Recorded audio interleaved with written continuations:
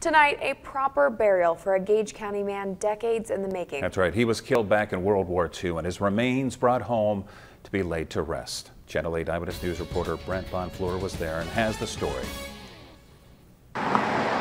In a small Beatrice funeral home, Almighty and merciful Lord, the long-awaited return today we welcome home Richard, of a hometown hero. Richard Lane grew up in Gage County and joined the military to serve as a bomber pilot in World War II.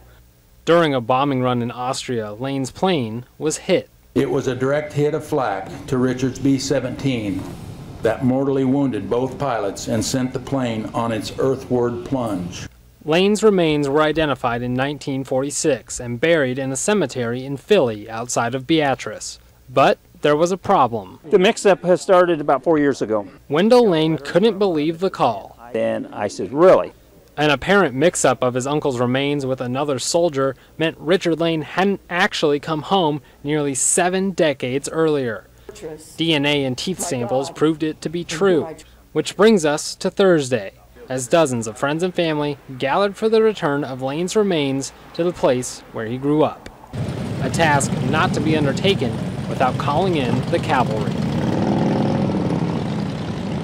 24 American Legion riders gathering outside the funeral home, ready to escort Lane's body to its final resting place. It's emotional for us, for the family. We see them in tears, and then it's hard for us. Yeah. Showing respect.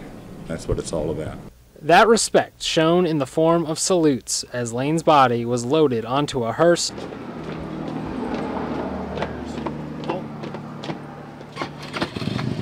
and escorted 17 miles to that same cemetery in Philly.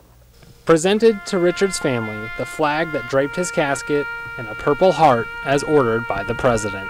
His sister Marjorie, the last of his living siblings, holding the flag in her arms, overcome with emotion. I'm just so happy that I don't know what to do.